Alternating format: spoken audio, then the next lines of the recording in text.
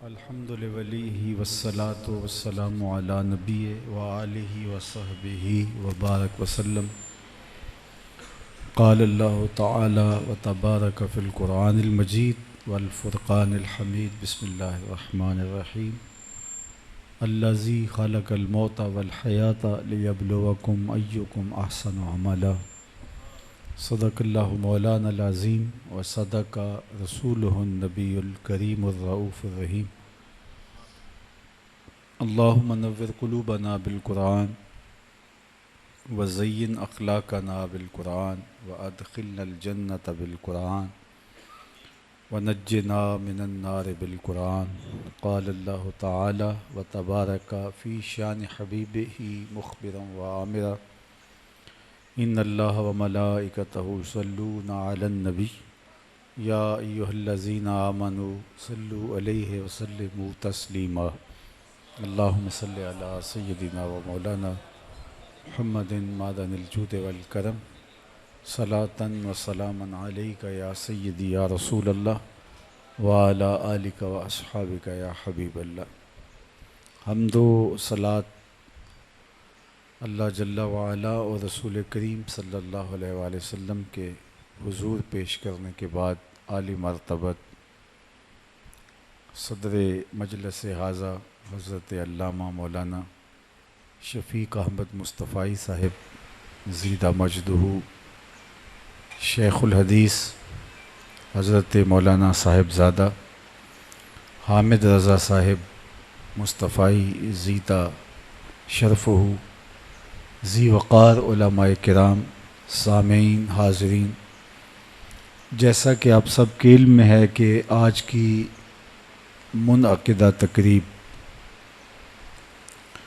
صوفی باصفا عالم ربانی حضرت مولانا صوفی محمد رفیق صاحب مصطفی نقشبندی مجددی رحمۃ اللہ تعالی علیہ کے سالانہ اس کی تقریب اور ساتھ ساتھ ان کے لخت جگر فرزند ارجمند صاحبزادہ محمود صاحب جو گزشتہ دنوں بقضائے الہی انتقال کر گئے، ان کے لیے مجلس ایصال ثواب ہے، ختم چہلم کی تقریب ہے۔ بارگاہ عزدی میں دعا ہے کہ اللہ ان آیان کو برزخی زندگی کی بہار نصیب فرمائے اور پسماندگان کو توفیق صبر عطا کرے، اور ہم سب کو مرنے والوں سے عبرت حاصل کر کے اخروی زندگی کے لیے اچھے اعمال کا ذخیرہ کرنے کی توفیق ارزانی کرے۔ زندگی کوئی بہت لمبی کہانی نہیں ہے، یہ ایک مختصر دورانیہ ہے جو ایک میٹھے خواب کی طرح ہم گزارتے ہیں اور بہت جلد پیدا ہونے والا آغوش موت میں اترتا ہوا دکھائی دیتا ہے۔ زندگی بہت طویل بھی پائیں تو پھر بھی مختصر ہے آخرت کے مقابلے میں۔ ویسے تو حضور علیہ السلام کی امت کی عمریں 60 اور 70 سال کے درمیان ہیں، لیکن یہاں تک سارے پہنچ بھی نہیں پاتے، زیادہ بچپن میں، لڑکپن میں، جوانی میں، ایام کہولت میں انتقال کر جاتے ہیں۔ تو اگر کوئی 60 سال، 50 سال، 70 سال زندگی پا بھی لے تو اس کا بھی اگر آپ تجزیہ کریں تو آخرت کے مقابلے میں اس کی کوئی حیثیت نہیں ہے۔ آخرت کا ایک دن مقدارہ 50,000 سنہ، قرآن نے کہا 50,000 سال کے برابر ایک دن ہے۔ 50 سال کے برابر نہیں، 100 سال کے برابر نہیں، 50,000 سال کے برابر ایک دن۔ اور یہ ساری زندگی 50 سال، 60 سال لگا لیجیے۔ اب 60 سال اگر زندگی ہے تو دن میں 8 گھنٹے ہم سوتے ہیں 24 گھنٹوں میں، تو تیسرا حصہ سو کے گزر گیا۔ 50 سال 60 سال ہے تو 60 سال بھی لگائیے تو 20 سال تو سو کے گزر گئے، تو یہ نکال دیجئے، بقیہ 40 سال بچے۔ روزانہ 1 گھنٹہ بھی واش روم میں جائیں تو 2 سال یہ نکل جاتے ہیں۔ بچپن، لڑکپن میں بیماریاں، بڑھاپے کی اذیتیں، بچپن کی مدہوشیاں اور بڑھاپے کی لاچاریاں۔ تو میرے ایک دوست نے مجھے ایک دن حساب نکال کے کہا کہ اگر سب چیزیں نکال کے زندگی کا اندازہ کریں تو 17-18 سال بچتی ہے۔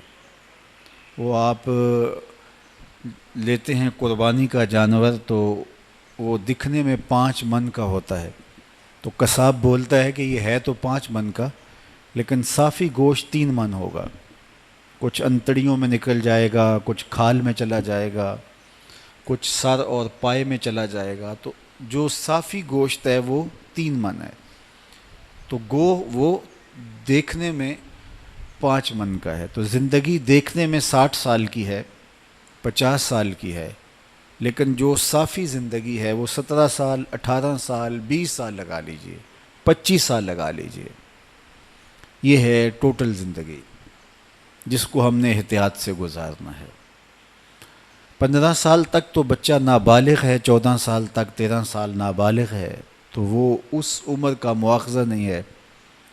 بڑھاپے کے اندر تو سخت گناہوں کی باقی نہیں رہتی ہے، تو اس وقت تو ہائے ہائے کر کے اور موت کا انتظار کرتے زندگی کو بسر ہوتی ہے۔ تو درمیان کے اندر کچھ سو کے وقت گزارا، کچھ بیماریوں میں گزارا، کچھ ٹینشن پریشانیوں میں گزارا، تو جو بچا ہے وہ 10-12 سال وقت درمیان میں بچتا ہے زندگی کا۔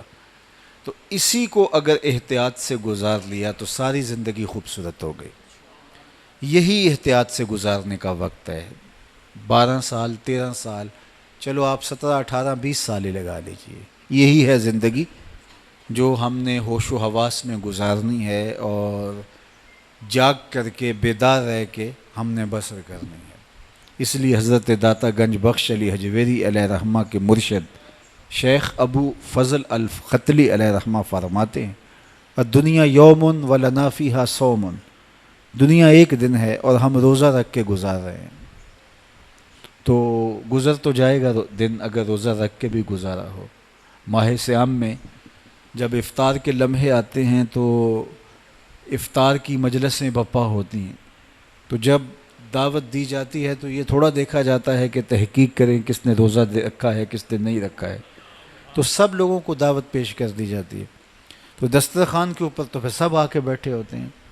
تو اس وقت جنہوں نے روزہ نہیں رکھا ہوتا تو وہ سوچ رہے ہوتے ہیں کہ یار یہ میرے برابر میں جو صاحب بیٹھے ہیں یہ کمزور بھی ہیں، بوڑھے بھی ہیں، اور سارا دن مزدوری کرتے رہے، تو دن تو ان کا بھی گزر گیا اور میں ٹھنڈے کمرے میں پڑا رہا، صحت مند بھی ہوں، تو دن تو میرا بھی گزر گیا۔ تو اگر میں نے بھی روزہ رکھ لیا ہوتا تو کیا اچھا ہوتا۔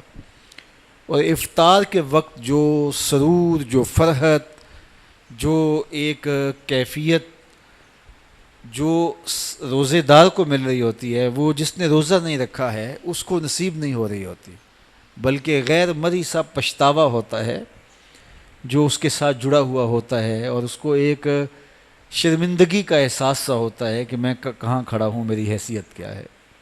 تو دن تو ان کا بھی گزر گیا جنہوں نے بھوک اور پیاس میں اور تڑپ تڑپ کے دن گزارا، وقت ان کا بھی گزر گیا، اور وقت ان کا بھی گزر گیا جنہوں نے عیش و عشرت کے اندر دن گزارا۔ اور افطار کے وقت جو فرحت صائم ہے وہ صرف روزہ دار کو ہی نصیب ہو رہی ہوتی ہے، فرحت صوم اسی کا مقصوم ہوتا ہے، لیکن دوسرا جو ہے وہ بیچارہ بے چین ہوتا ہے۔ اس طرح پوری زندگی کاٹنے کے بعد جب آغوش موت میں ہم اتر رہے ہوتے ہیں تو جس نے زندگی اللہ اور اس کے رسول کی رضا کے مطابق گزاری ہوتی ہے، اسے جو فرحت، خوشی، مسرت، کامیابی اور کامرانی کا ایک حظ و لطف مل رہا ہوتا ہے، وہ اس کا مقصوم کہا جس نے عیش و عشرت کے اندر زندگی بسر کی۔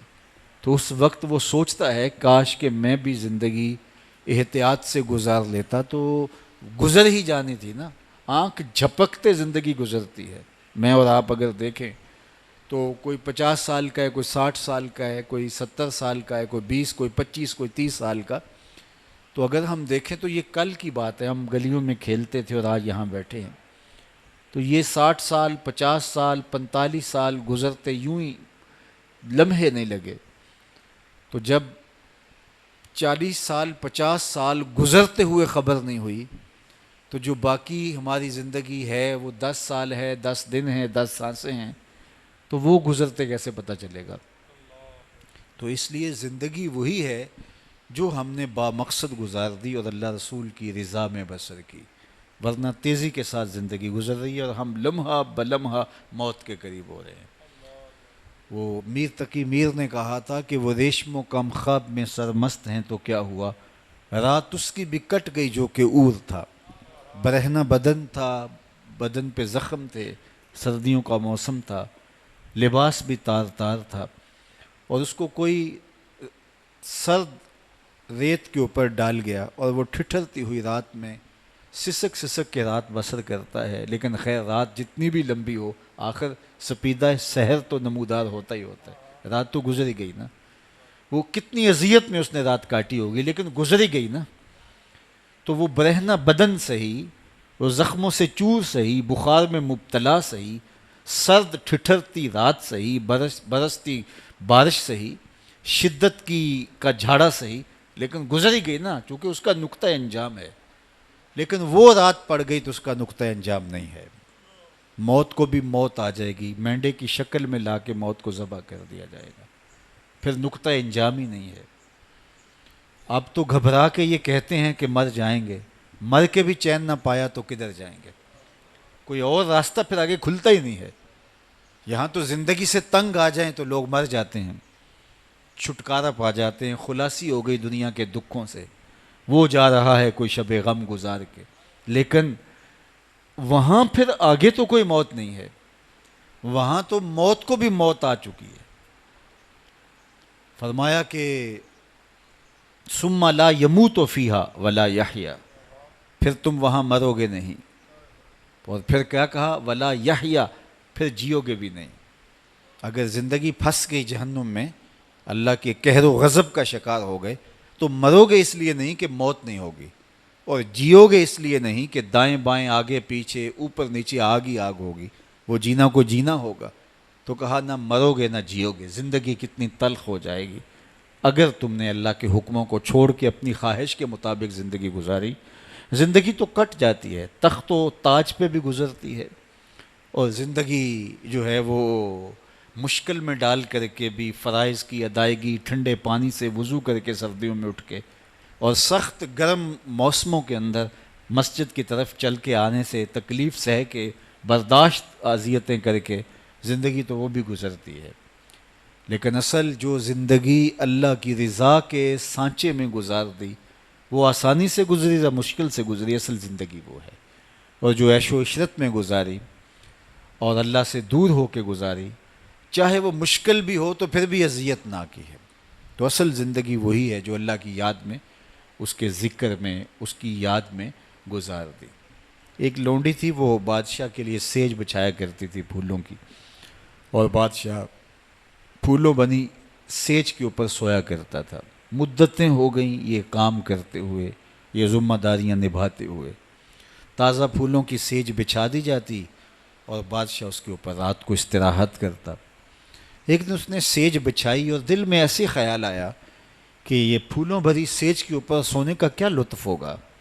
بادشاہ سلامت روز سوتے ہیں، تو چلو میں ذرا کمر سیدھی کر کے دیکھوں تو صحیح کہ اس سیج پہ سونے کا لطف کیا ہے.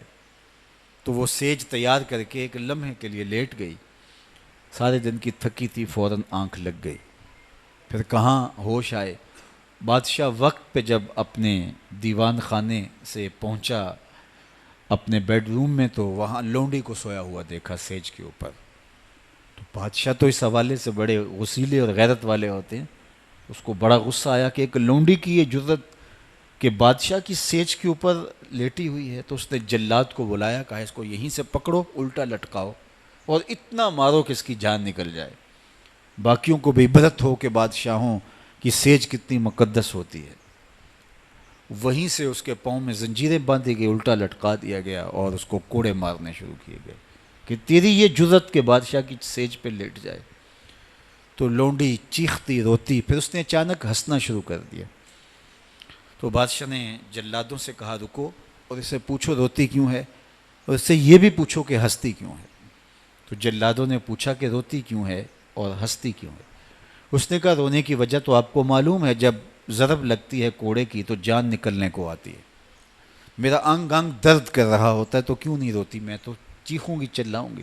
کہا یہ تو ہماری سمجھ میں ہے، لیکن تم ہنستی کیوں ہو؟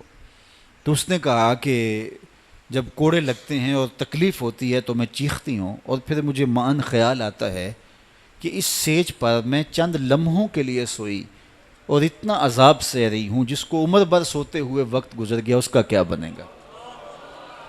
تو ہم چاہتے تو یہ ہیں کہ ہم، یہ نعرے کا موقع نہیں صاحب، یہ نعرے کا موقع نہیں ہے، توجہ کے ساتھ سنیے گا۔ آج تو ہمارا مزاج کچھ اس طرح بن گیا ہے، تو کہا کہ جس کو عمر بھر یہاں سوتے گزر گئی عمر ہو گئی سوتے ہوئے، اس کا کیا بنے گا۔ تو ہم چاہتے یہ ہیں کہ ہم عیش و عشرت بھری زندگی گزاریں، لیکن ہمیں ان چیزوں کا حساب بھی دینا پڑے گا۔ ثم لتسألن یومئذ عن النعیم، اس دن ایک ایک نعمت کے بارے میں تم سے سوال کیا جائے گا، تم سے پوچھا جائے گا، ایک ایک چیز کے بارے میں اللہ تم سے باز پرس کرے گا۔ تو یہ زندگی جو اللہ نے ہمیں دی ہے، یہ اس کی امانت ہے، اور اس کو اسی کی یاد میں، اسی کے ذکر میں، اس کے بتائے ہوئے طریقے کے مطابق گزارنے کی کوشش کیجیے، تاکہ ہماری آخرت اچھی ہو اور ہم مواخذے سے بچ جائیں۔ ورنہ تیزی کے ساتھ گزرتی زندگی اور یہ ماہو سال کے کٹتے ہوئے لمحے ہمیں موت کی دہلیز تک پہنچانے والے ہیں، اور ہمیں نہیں پتہ ہمارا اٹھنے والا اگلا قدم کہاں ہوگا۔ آج ہم جمع ہو رہے ہیں اور کوئی لحد میں ہے، کل ہم لحد میں ہوں گے، لوگ ہمارے لیے جمع ہو رہے ہوں گے، اور ہمیں نہیں پتہ کہ یہ وقت کب ہمارے اوپر آن پہنچے۔ ساماں تو 100 برس کا بندہ کرتا ہے، لیکن پل کی خبر نہیں ہوتی کہ اس کا اگلا پل کہاں ہے۔ بعد میں لوگ کرتے ہیں کہ جناب میں نے ابھی تو سبزی والی دکان پہ دیکھا تھا، ابھی تو میں نے اس کو موٹر سائیکل پہ جاتے ہوئے دیکھا ہے، اور ایک دم جھٹکا لگتا ہے واقعی یہ جو تم بات بتا رہے ہو یہ سچ ہے۔ لیکن ہم اپنی آنکھوں کے سامنے یوں اٹھتے ہوئے جنازے دیکھتے ہیں اور پھیلی ہوئی قبریں دیکھتے ہیں۔ تو اس نے زندگی اور موت کو ہمارے لیے عبرت بنایا ہے، اور وہ چاہتا ہے کہ تم اپنی آخرت کو بہتر کر لو۔ اللہ چاہتا تو جس طرح اس نے آسمان ایک بار بنا دیے تھے، زمینیں ایک بار بنا دی تھی، پہاڑ اکٹھے بنا دیے تھے، اس طرح جتنے انسان پیدا کرنے تھے سب پیدا کر دیے جاتے، اور پھر سب کو قیامت کے دن لپیٹ لیتا، جس طرح پہاڑوں کو ریزہ ریزہ کر دے گا، آسمانوں کو لپیٹ لے گا، زمین کو لپیٹ لے گا۔ تو جتنے انسان پیدا ہونے تھے یکبارگی پیدا کر دیے جاتے، اور پھر سب کو آغوش موت میں اتار دیا جاتا، لیکن ایسا نہیں وہ کر رہا۔ ایسا کرتا تو بہت سارے لوگ موت کا انکار کر دیتے، چونکہ اپنے سامنے ان کو موت دکھائی نہ دی ہوئی ہوتی۔ لیکن آج کوئی بھی فرقہ، گروہ، دھرم، عقیدہ، مسلک، طبقہ زندگی موت کا انکار نہیں کرتا۔ جو لوگ وجود باری کا انکار کرتے ہیں، موت کا انکار وہ بھی نہیں کرتے۔ موت ہے ہنگامہ آرا کلزم خاموش میں، ڈوب جاتے ہیں سفینے موج کی آغوش میں۔ تو موت تو ہم اپنی آنکھوں کے سامنے رقص کرتی دیکھتے ہیں۔ موت کو کتنے کتنے لوگوں کو بچھاڑتے ہوئے ہم نے دیکھا ہے، جو بڑے کج کلا پہلوان، شہنشاہ، بادشاہ ناگزیر سمجھے جاتے تھے، اور سمجھتے تھے کائنات کا چرخ ہمارے بغیر گھوم ہی نہیں سکتا ہے، لیکن پھر وہ ایسے گئے کہ ان کی ہڈیوں کے نشان بھی باقی نہ بچے۔ موت تو برحق ہے، خیر کن اے فلاں و غنیمت شمار عمر، زاں بیشتر کے بانگ بر آیت کے فلاں نمان۔ اے فلاں اس زندگی کو غنیمت سمجھ لے، اور اچھائی جتنی کر سکتا ہے کر لے، اس سے قبل کہ آواز آنے لگے فلاں بھی چلا گیا۔ اور ہم اپنے کانوں سے کتنے لوگوں کی موت کی خبر سنتے ہیں، اور یہ ہمارے لیے بھی پکار ہوگی کہ یہ بھی صاحب جا رہے ہیں، اور ان کا بھی اتنے بجے جنازہ ہوگا، یا جنازے کا اعلان بعد میں کیا جائے گا۔ تو یہ وقت تو میرے اوپر اور آپ کے اوپر آنے والا ہے۔ تو اس لیے یہ تھوڑی سی زندگی جو اللہ نے دی ہے، یہ آزمائش ہے۔ یہ ہمارے لیے، میں دوسرے لفظوں میں کہوں، یہ دنیا بوائی کا موسم ہے اور آخرت کٹائی کا موسم ہے۔ بوائی کے موسم میں جو کسان مٹی سے مٹی ہو جاتا ہے، کٹائی کے موسم میں فصل وہی اٹھاتا ہے۔ اور جو بوائی کے موسم میں سحری کے وقت اٹھا نہیں، کھیتوں میں گیا نہیں، ہل چلایا نہیں، پانی دیا نہیں، جڑی بوٹیاں تلف نہیں کی، تو کٹائی کے موسم میں اس کے ہاتھ کچھ نہیں آتا۔ یہ دنیا بوائی کا موسم ہے، آخرت کی کھیتی کہا گیا ہے، اور آخرت کٹائی کا موسم ہے۔ آج جو بولو گے کل کاٹ لو گے، لیکن بوائی کے موسم میں جو کلف لگے لباس پہن کے گھومتا رہا، کبھی کھیتوں کا چکر تک نہیں لگایا، تو وہ کٹائی کے موسم میں سوائے ہاتھ ملنے کے اور کچھ نہیں کر سکتا۔ تو آج موقع ہے، یہ بوائی کا موسم ہے۔ اقبال نے کہا تھا موسم اچھا پانی وافر مٹی بھی زرخیز، جس نے اپنا کھیت نہ سینچا وہ کیسا دہقان۔ تو آج زمین وتر میں، ہمارے پنجابی میں کہتے ہیں زمین وتر میں ہے، بیج ڈال لو گے تخم عمل اگ آئے گا۔ لیکن آج اگر بیج نہ ڈالا اور زمین وتر سے نکل گئی تو پھر ہاتھ کچھ نہیں ہوگا۔ آج جوانی ہے، آج صحت ہے، آج فرصت کے لمحے ہیں، آج شباب کی جولانیاں ہیں، آج عافیت کی گھڑیاں ہیں، آج فراغت کے لمحے ہیں، آج زندگی کا پہیہ ابھی چل رہا ہے۔ تو آج ہم کچھ کر سکتے ہیں، لیکن کل کا پچھتاوا سوائے حسرت بڑھانے کی اور کچھ نہیں ہوگا۔ میں نے تو پڑھا قیامت کے دن نیکوکار، بدکار تو پچھتائے گا ہی پچھتائے گا، نیکوکار بھی پچھتائے گا۔ بدکار کا پچھتانا تو سمجھ میں آتا ہے، نیکوکار کیوں پچھتائے گا؟ جب اپنے اچھے اعمال کی جزا دیکھے گا تو پچھتائے گا، جو چند لمحے ضائع کر دیے وہ بھی کیوں ضائع کر دیے، وہ بھی یاد الہی میں گزار دیے ہوتے۔ اور کافر تو کہے گا یا لیتنی قدمت لحیاتی، کاش میں نے زندگی کو آخرت کی زندگی کے لیے آگے بھیج دیا ہوتا۔ لیکن پھر ہاتھ ملنے سے کیا ہوگا؟ وقت پر کافی ہے ایک قطرہ بھی آب خوش ہنگام کا، جل گیا جب کھیت برسا میں تو پھر کس کام کا۔ جب کھیتی اجڑ گئی، باغ سوکھ گیا، تو اب بارش کے برسنے کا کیا فائدہ؟ تو آج چند قطرے، شبنمی قطرے بھی زندگی بخش سکتے ہیں۔ اج سا وینے کھلے راہ وینے، انج ٹوک نوکھڑے ٹوکدے نہیں۔ اج سا وینے کھلے راہ وینے، انج ٹوک انوکھڑے ٹوکدے نہیں۔ ٹر پویں تے پینڈا مک جاندا، کار بیٹھیاں فاصلے مکدے نہیں۔ آج اٹھنے والا ایک ایک قدم منزل کی طرف کرتا چلا جائے گا۔ آج کی توبہ پچھلے کے گناہوں کو مٹا ڈالے گی۔ آج رجوع اللہ کا عمل ہماری زندگی کے اندر نور بھر دے گا۔ آج پچھلی خطائیں معاف ہو جائیں گی، یا اللہ اپنے کرم سے ان خطاؤں کو بدل کے نیکیوں میں تبدیل کر دے گا۔ آج رحمت کے در کشادہ ہیں، سورج مغرب سے طلوع نہیں ہوا، اس کی رحمت آوازیں دے رہی ہے۔ لیکن آج اگر ہم نے اس پکار پہ کان نہیں رکھا ہے، اس آواز پہ لبیک نہیں کہا ہے، توبہ کی دہلیز پہ دستک نہیں دی ہے، تو کل کا پچھتاوا کسی کام کا نہیں ہوگا۔ وہ سوائے حسرت بڑھانے کے، دکھ میں اضافے کے اور کچھ نہیں ہوگا۔ تو وہ وقت آئے اور کوئی حجت باقی نہ رہ جائے اور پھر ہاتھ ملتے رہ جائیں۔ آج اللہ نے مجھے اور آپ کو فرصت دی ہے۔ یہ اٹھتے ہوئے جنازے، یہ پھیلی ہوئی قبریں، یہ ہم سے بچھڑتے ہوئے لوگ، یہ ہمارے لیے ایک پیغام ہے، ایک میسج ہے ہمارے نام۔ یہ ہمارے لیے عبرت ہیں۔ آج وہ جا رہے ہیں تو ہمیں بتا کے جا رہے ہیں کہ صاحب ہم جا رہے ہیں، ہمارے پیچھے تم بھی آ رہے ہو۔ اور یہ بات ذہن میں رکھیے، دنیا پر آنے کی ایک ترتیب ہے، دنیا پر جانے کی وہ لازمی ترتیب نہیں ہے۔ پہلے دادا آتا ہے، پھر باپ آتا ہے، پھر بیٹا آتا ہے، پھر اس کے بعد بچے آتے ہیں۔ ایسے کبھی نہیں ہوا کہ باپ سے پہلے اولاد آ گئی ہو۔ دنیا پر آنے کی یہ ترتیب ہے، اور یہ طے شدہ منظم ترتیب ہے۔ لیکن دنیا سے جانے کی یہ ترتیب نہیں ہے کہ پہلے باپ جائے پھر ہی اولاد جائے گی۔ بسا اوقات بوڑھے باپ کو جوان بیٹے کی میت کو کندھا دینا پڑ جاتا ہے۔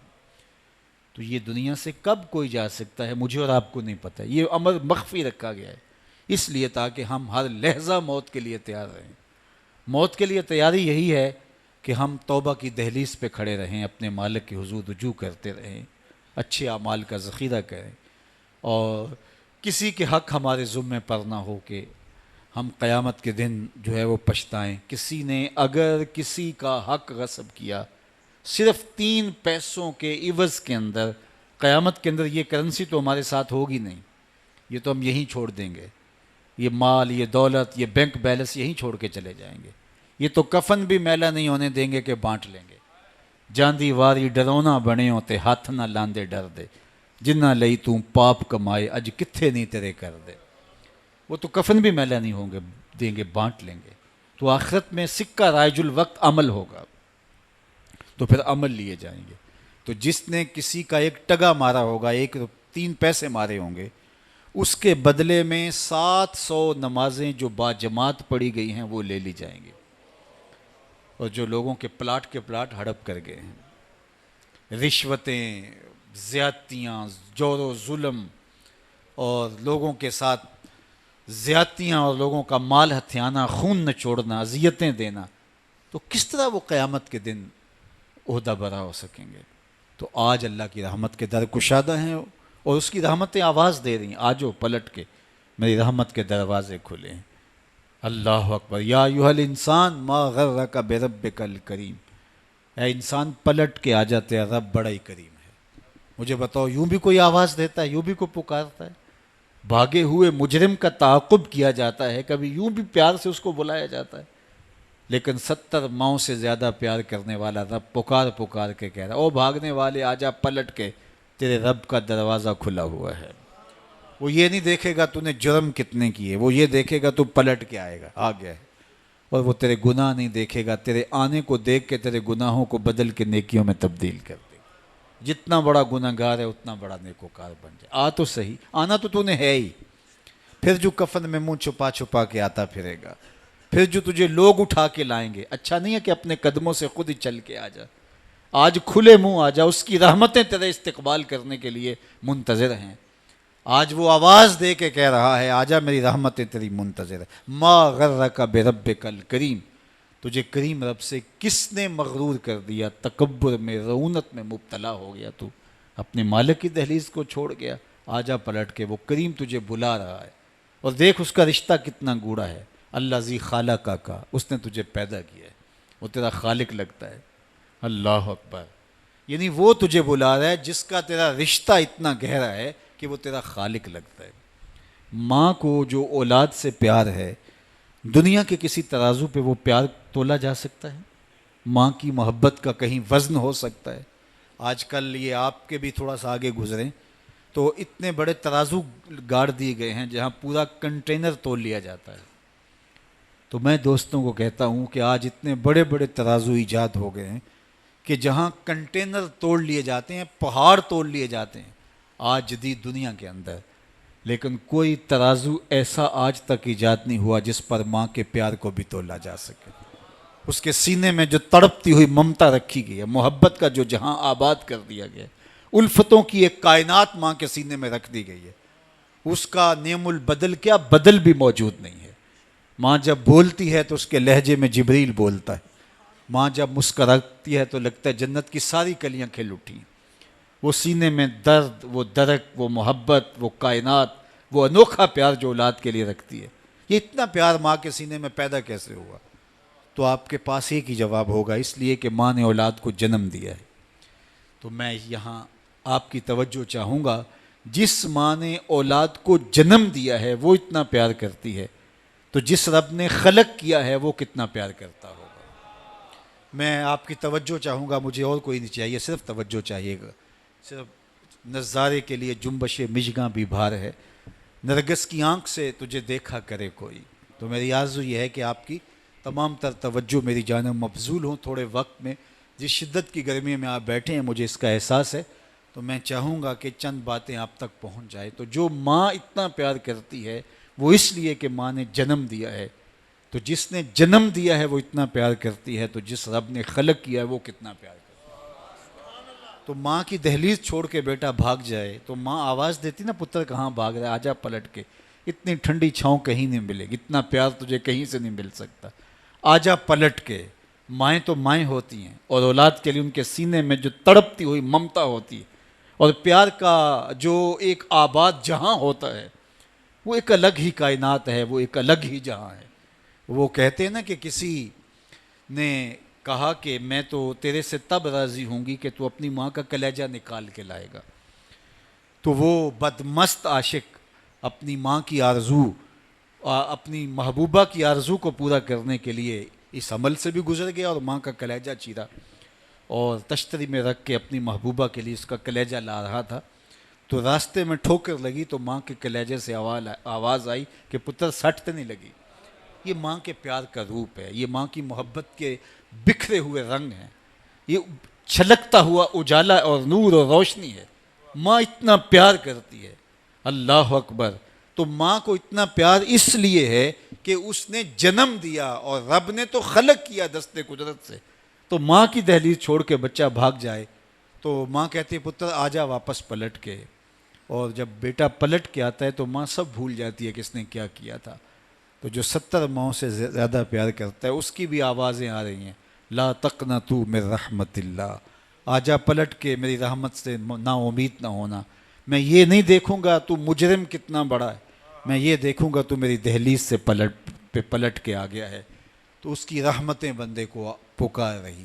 تو یہ اٹھتے ہوئے جنازے, یہ پھیلی ہوئی قبریں, اور یہ ہم سے بچھڑتے ہوئے ہمارے احباب, دوست, بھائی, عزیز, یہ ہمیں بتاتے ہیں کہ میاں اس زندگی سے, زندگی کا متعین سفر کاٹ کر کے تم بالآخر اللہ کے حضور پلٹ کے آنے والے ہو. اخروی زندگی کے لیے اچھے اعمال کا ذخیرہ جمع کرو اور اپنی آخرت کی تیاری کرو. چونکہ موت جب آ جاتی ہے تو ایک لمحے کا بھی تقدم و تاخر نہیں ہوتا. موت ایک کٹل طے شدہ امر واقعی اور حقیقت واقعیہ ہے. بہر صورت اس نے آ کے رہنا ہے, بلکہ اللہ تعالیٰ جل شانہ نے اس کو اچانک رکھ کر کے ہمیں ہر وقت مستعد اور فعال رہنے کی ترغیب دی کہ تاکہ ہم ہر لحظہ ہر ساتھ اپنے آپ کو آمادہ رکھیں. کسی وقت بھی بلاوا آ سکتا ہے اور ہم موت کی گاڑی میں سوار ہو سکتے ہیں. اللہ اکبر. تو آئیے میں اور آپ اللہ کی بارگاہ میں دعا بھی کرتے ہیں اور اپنی زندگی کو بہتر بنانے کی منصوبہ بندی بھی کرتے ہیں. جب لوگ ہم سے جدا ہوتے ہیں تو ہمیں عبرت ہوتی ہے کہ ہم بھی جا رہے ہیں. حضرت یعقوب علیہ السلام نے حضرت اسرائیل سے عہد لے رکھا تھا کہ میری روح قبض کرنے کے لیے اچانک نہیں آنا, پہلے کوئی قاصد بھیج دینا تاکہ میں موت کی تیاری کر لوں. انبیاء تو تیار ہی ہوتے ہیں, کچھ چیزیں تعلیم امت کے لیے ہوتی. تو کہا کہ جی میرا وعدہ رہا. تو ایک عرصے کے بعد حضرت اسرائیل حاضر خدمت ہوئے اور کہا کہ حضور میں قبض روح کے لیے آیا ہوں. فرمایا تم نے تو وعدہ کیا تھا اچانک نہیں آؤں گا, تم اچانک آ گئے, کوئی قاصد نہیں بھیجا. تو کہا حضرت میں نے تو قاصد بھیجے تھے. فرمایا میرے پاس تو ایک بھی نہیں آیا. عرض کی حضور آپ کے سامنے کتنے لوگوں کی موت واقع ہوئی, یہ میرا قاصد نہیں تھا تو اور کیا تھا. آپ کی داڑھی میں سفید بال آ گئے, یہ میرا قاصد نہیں تھا تو اور کیا تھا. جب کمر میں خم آنے لگے, جب اعضاء مدمحل ہونے لگے, جب چلتے ہوئے ٹھوکنے لگے, جب زبان میں لکنت آنے لگے, جب یادداشت کھونے لگے, جب بالوں میں چاندی اترنے لگے, جب انسان کے اعضاء جواب دینے لگے, تو سمجھو یہ پیغام موت آ گیا ہے. اللہ اکبر. حضرت عمر رضی اللہ تعالیٰ عنہ دربار میں بیٹھے تھے تو ایک صاحب آیا اور اس نے کہا کہ یا عمر لا تنسا موتک, عمر اپنی موت کو نہیں بھولنا. اور یوں کانپنے لگے حضرت عمر جیسے بید کی شاخ کانپتی ہے. اور اسے کہا کہ روز آ کے مجھے تذکیر کر جایا کر. وہ روز آتا ہے, بھرے دربار میں کھڑا ہو کے کہتا ہے عمر اپنی موت کو نہیں بھولنا. ایک دن آیا, آپ نے اس کو کہا میاں آج کے بعد نہیں آنا. کوئی اور شخص آنے لگا, فرمایا نہیں. تذکیر موت کی ضرورت نہیں رہی, فرمایا نہیں. مجھ سے کوئی گستاخی ہوگی, فرمایا نہیں. تو پھر مجھے چھٹی کیوں دی جا رہی ہے. تو حضرت عمر روئے اور یوں داڑھی پہ ہاتھ رکھا اور ایک بال الگ کر کے کہا یہ دیکھ میری داڑھی میں سفید بال آ گیا, اب یہ مجھے چین سے نہیں بیٹھنے دے گا. ہماری تو پوری داڑھی بھی سفید ہو جائے نا.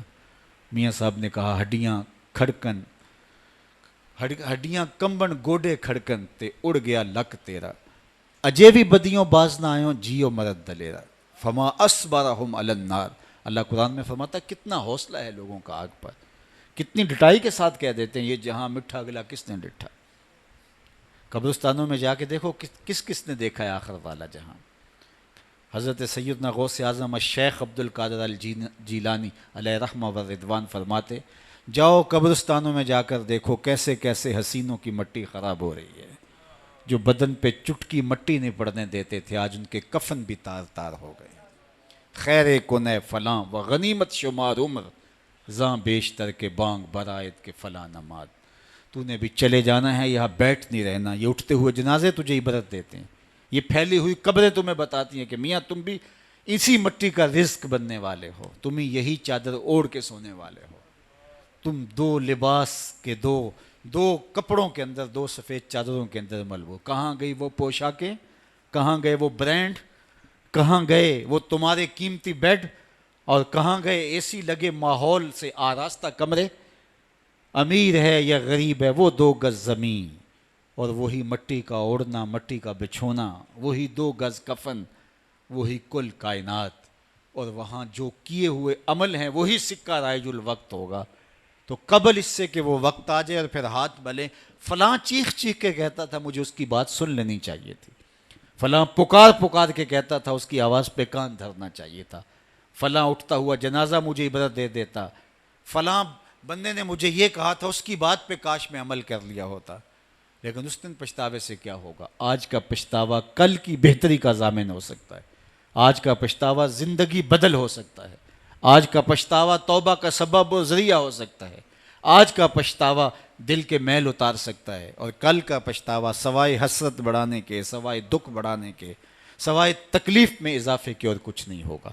اس لیے میں اور آپ اپنی زندگی کی منصوبہ بندی کریں۔ مجھے پتہ ہے میں کہاں کھڑا ہوں اور آپ کو بھی پتہ ہے کہ ہم کہاں کھڑے ہیں۔ آپ مجھے اچھا سمجھتے ہیں، یہ آپ کی مہربانی، لیکن مجھے تو پتہ ہے کہ اچھا ہوں یا نہیں۔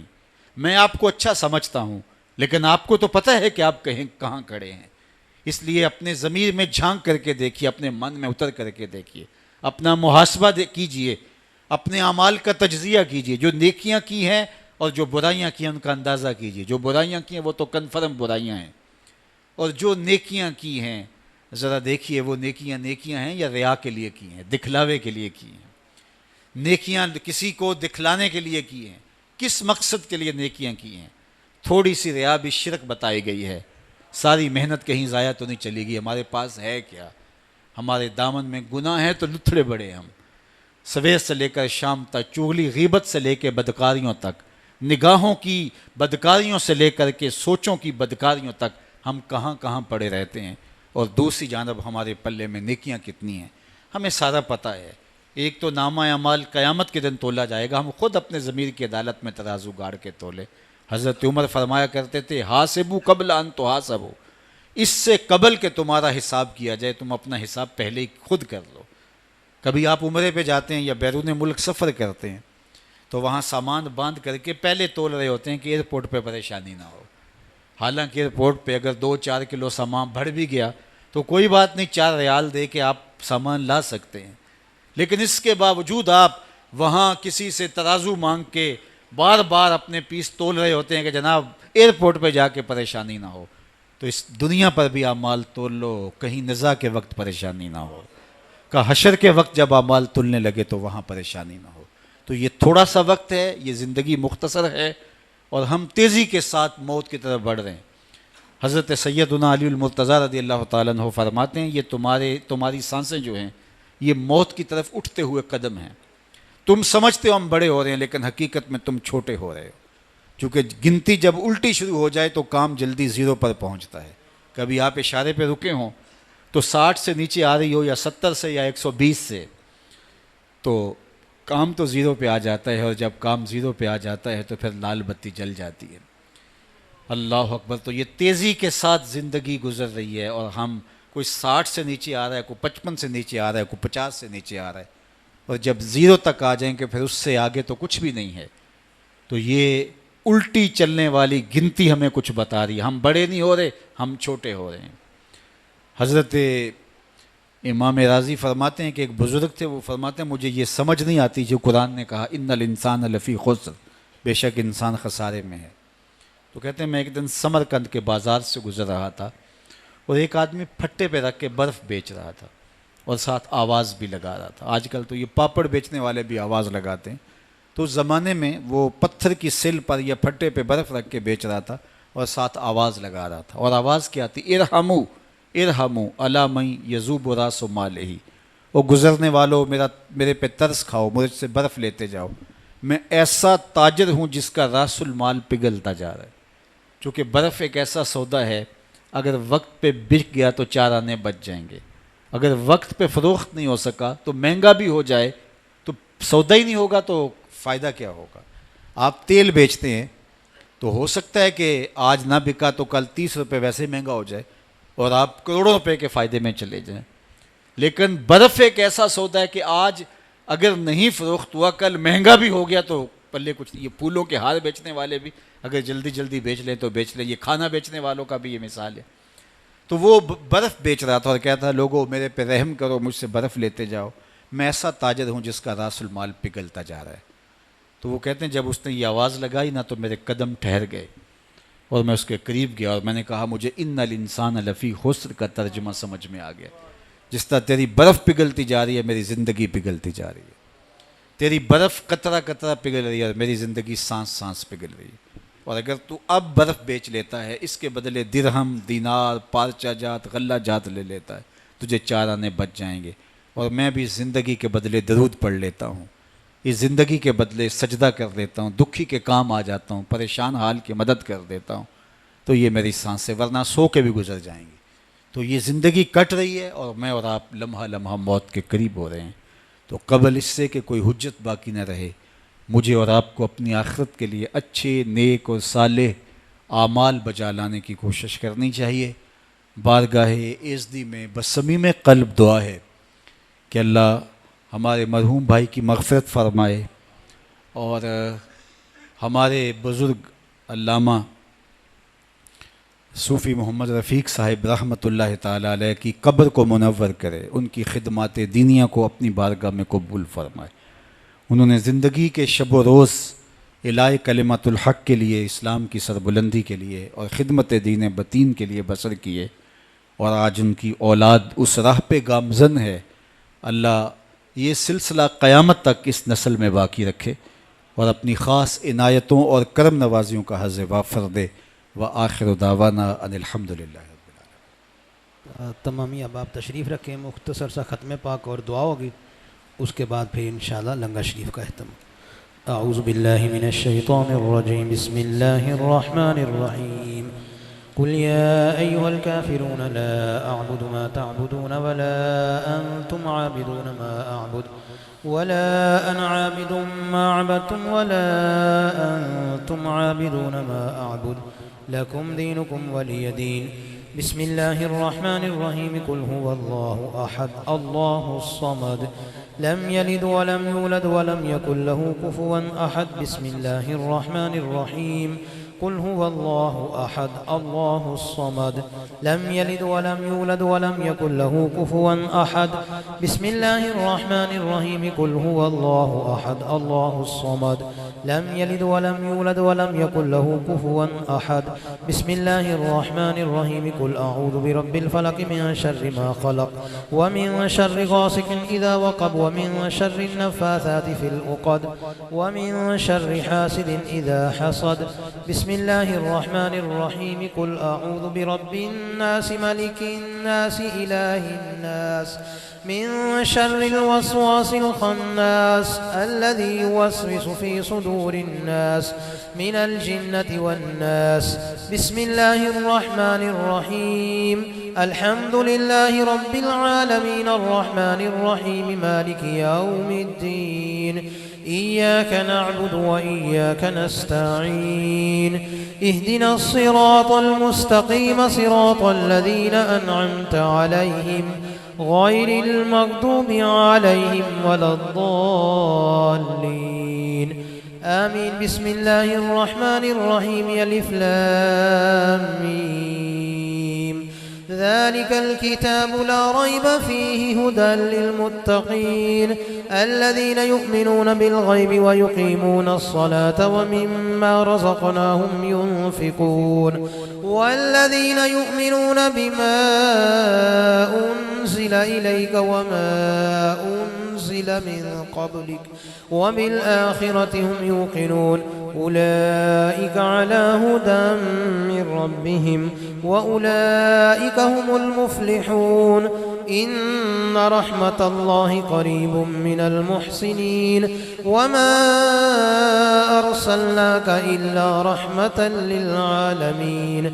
ما كان محمد أبا أحد من رجالكم ولكن رسول الله وخاتم النبيين وكان الله بكل شيء عليما.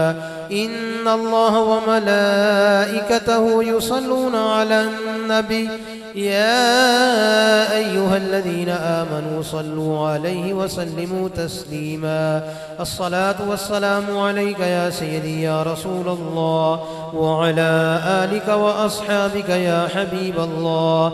الصلاة والسلام عليك يا نبي الله وعلى آلك وأصحابك يا نور الله. سبحان ربك رب العزة عما يصفون وسلام على المرسلين والحمد لله رب العالمين.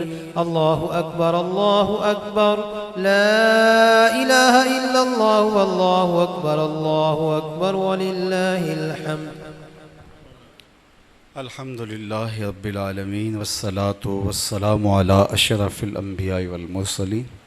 اللهم ربنا تقبل منا إنك أنت السميع العليم وتب علينا إنك أنت التواب الرحيم. اللہ جو پڑھا گیا کلام، حاضر طعام، اٹھے ہوئے ہاتھ، پھیلی ہوئی جھولیاں، سب کچھ قبول فرما. جملہ کلام و طعام، اہتمام و انتظام کا ثواب بارگاہ رسالت مآب علیہ تحیت و ثنا میں پیش کرتے ہیں، قبول فرما.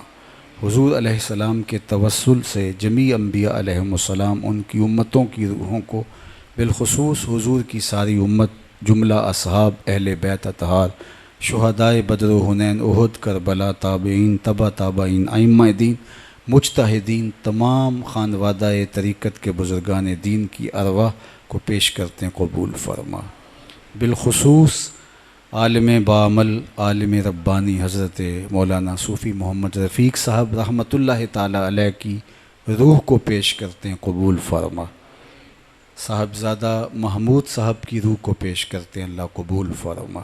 اللہ ان کی قبروں کو منور، روشن اور تاباں فرما، وسیع، کشادہ اور ٹھنڈا فرما.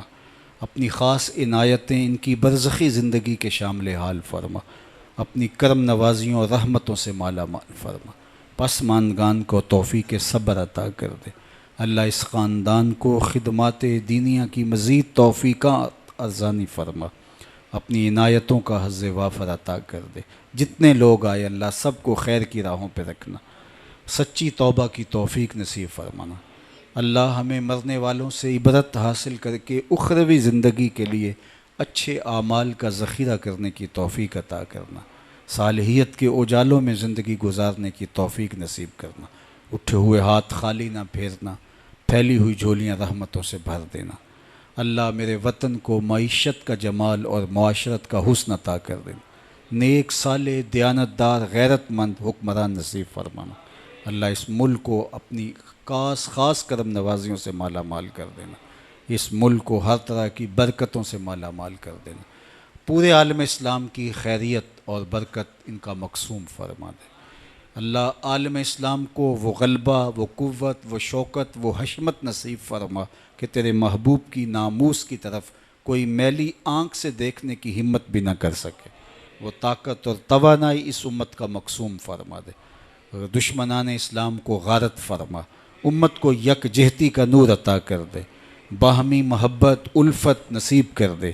ایک دوسرے کے لیے حسد، بغض، کینے اور نفرتوں کا جو دلوں کے اندر طوفان لیے لوگ بیٹھے ہیں، اللہ اس سے نجات کر کے باہمی محبت اور پیار کا نور نصیب فرما.